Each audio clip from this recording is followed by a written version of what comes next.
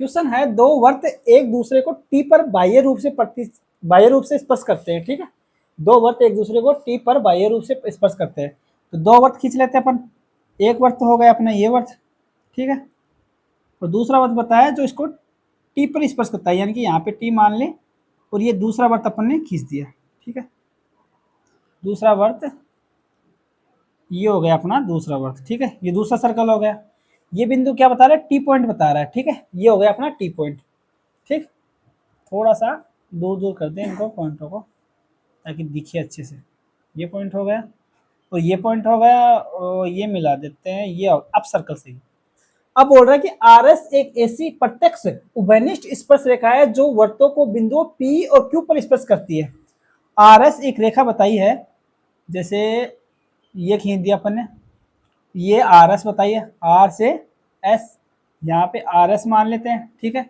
R S क्या है, एक ऐसी प्रत्यक्ष उभयनिष्ठ स्पर्श रेखा है जो वर्तों को बिंदुओं पी क्यू पर स्पर्श करती है, यानी कि इसे तो किस पर, पी बिंदु पर, और इसे क्यू बिंदु पर स्पर्श करती है, ठीक है।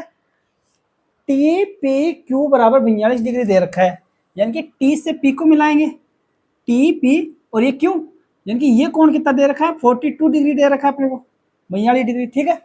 ये 42 डिग्री रख दिया। अब क्या बोला है, पी क्यू टी का माप डिग्री में ज्ञात कीजिए, पी क्यू और ये टी, अपने को इसकी वैल्यू पूछा है, ठीक है।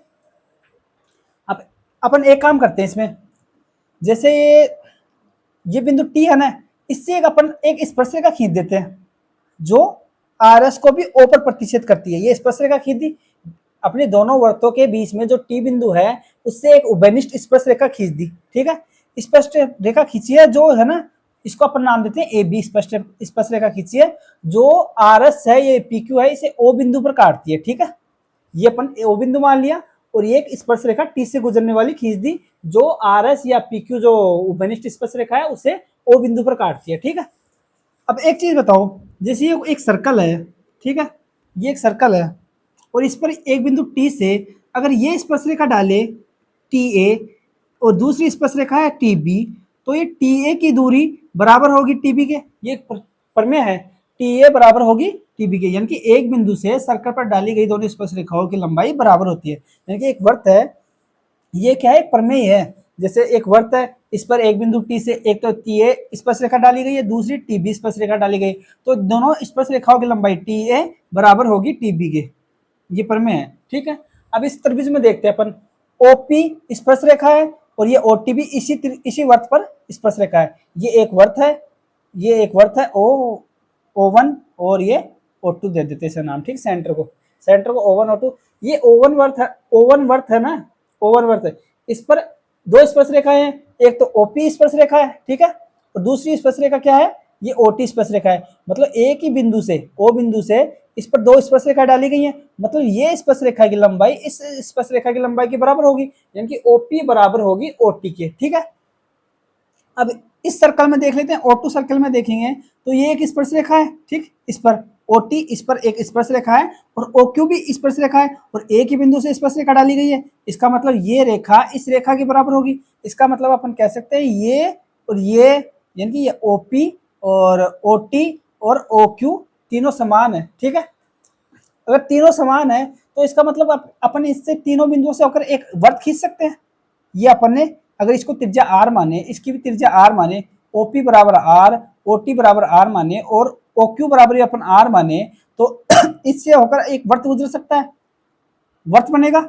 ये त्रिज्या, ये त्रिज्या, ये त्रिज्या की तीनों बिंदुओं से एक वर्त गुजरेगा, यानी कि अर्धवर्त बन गया। और अपन जानते हैं जो अर्धवर्त होता है ना, सेमी सर्कल, उस पर जो अर्धवर्त पर बना कोण होता है ना, कोण, अगर ये बराबर इसके अर्धवर्त पर बना कोण 90 डिग्री होता है। आप किसी भी ट्रायंगल में देख लो, जैसे ये व्यास है, जैसे देखो ये एक सर्कल है, इसका ये व्यास है, ठीक, ए बी, और ये मिड पॉइंट है, तो ये आर और ये यहाँ पे मिला देंगे, ये भी आर है, ठीक है, आर ये अपन जानते हैं ए बी व्यास है, तो इससे अर्धवर्त पर बना कोण क्या होता है, 90 डिग्री होता है। तो इसमें भी क्या है, ये आर है, ये आर है, ये आर है, और ये सर्कल खींच सकते हैं, और अपन जानते हैं अर्धवर्त पर बना कोण 90 डिग्री होता है, तो ये कोण क्या हो गया अपना, 90 डिग्री हो गया। अगर ये 90 डिग्री हो गया तो ट्रायंगल पी टी क्यू लेते हैं, त्रिभुज पी टी क्यू ले लेते हैं, ये P हो गया, ये Q हो गया, और ये यहाँ पे 90 डिग्री, ये कोण 90 डिग्री बन गया जो कि टी है, ठीक है। और ये अपने को 42 डिग्री दे रखा है और ये अपने से पूछा है, ठीक ठीक। अब ये बताओ, ये कोण 90 डिग्री है, त्रिभुज के तीनों कोणों का योग 180 डिग्री होगा, ठीक है। तो त्रिभुज के तीनों कोणों का 180 डिग्री होता है, तो ये तो हो गया 42 डिग्री, ठीक। और ये प्लस हो गया 90, प्लस ये कोण अपने को ज्ञात करना है जो कि थीटा मान लेते हैं, ठीक है। या फिर कोण क्या पूछा था, कोण पी क्यू टी मान लेते हैं, ठीक है। बराबर 180 के बराबर होगा, ये 90 से ये 90 चल जाएगा यहाँ पे 90 बच गया, और ये 42 में से 90 में से 42 जाएंगे तो ये कितना बचेगा, 48 डिग्री ये बच जाएगा। यानी कि कोण पी क्यू टी का मान कितना आ गया, 48 डिग्री आ गया, यानी कि ऑप्शन नंबर ए इसका आंसर हो जाएगा, ठीक है। बस इसमें तो एक ये प्रमेय थी, जैसे ये एक वृत्त है, इस पर दो स्पर्शरेखाएं एक ही बिंदु से खींची गई हैं, तो दोनों स्पर्शरेखाओं की लंबाई समान होती है।